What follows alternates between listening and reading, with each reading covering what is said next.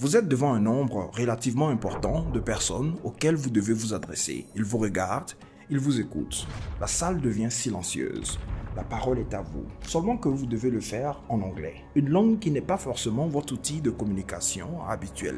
Vous ne pouvez pas faire marche arrière. Vous avez déjà le micro, c'est à vous de jouer. Que faire?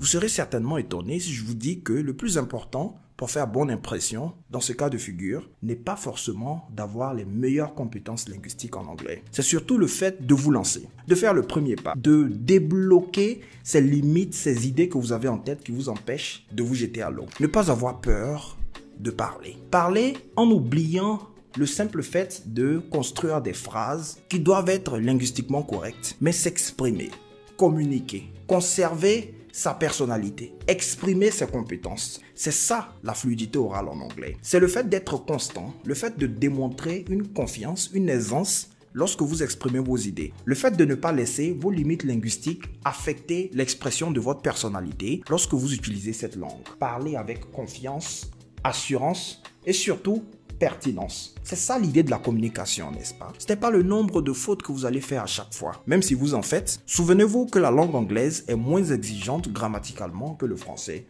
ainsi que ses locuteurs natifs. Alors, mettez surtout l'accent sur les idées à exprimer, la pertinence de vos points. That's what it's all about. Et quand vous avez cela à l'esprit, les choses iront plus facilement parce que vous aurez gagné en confiance. Et la confiance, c'est ce qui vous permet d'optimiser considérablement votre performance. Faites cet exercice en vous exprimant sur un sujet que vous maîtrisez et sur un autre où vous allez, en même temps que vous essayez de construire des phrases correctes, chercher des idées. Ça devient compliqué. Ajoutez encore à cela le fait que vous vous exprimez face à un panel d'experts et que vous n'ayez pas les compétences pour être pertinent. Vous voyez que toute cette charge va vous stresser et va donc tout naturellement affecter votre performance en anglais. Dégagez votre esprit de toutes ces barrières.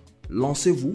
Parler. You're just getting a point across. Vous êtes juste en train de véhiculer une idée. C'est ça l'exercice de l'expression orale en anglais. Pas plus, pas moins. En vérité, ce n'est pas l'audience que vous affrontez, mais c'est la peur de faire le premier pas qui représente le géant qu'il faut terrasser. Et l'une des causes majeures de ce blocage est le fait de vouloir vous exprimer en anglais, comme vous le faites en français, de penser à ces mêmes structures complexes auxquelles vous êtes habitué dans votre langue maternelle, et de vouloir les reproduire dans une autre langue qui a une grammaire totalement différente. Vous allez voir que dans les structures de phrases et dans la manière d'exprimer la même idée, les phrases ne seront pas littéralement traduites. Plutôt que d'essayer de calquer ces versions françaises de l'idée que vous avez en tête, détachez-vous des phrases et concentrez-vous sur les mots-clés et rendez-les directement en anglais. C'est aussi simple que ça. Si vous n'avez pas un mot spécifique, utilisez un synonyme. Personne n'est dans votre tête pour savoir que vous n'aurez pas rendu le plus fidèlement possible ce que vous avez imaginé initialement. C'est ça, faire bonne impression à l'oral en anglais. Ce n'est pas manipuler la langue comme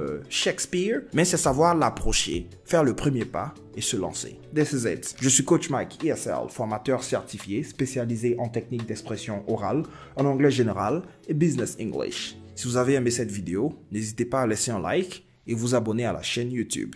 Merci et à nous revoir. Démystifions l'anglais.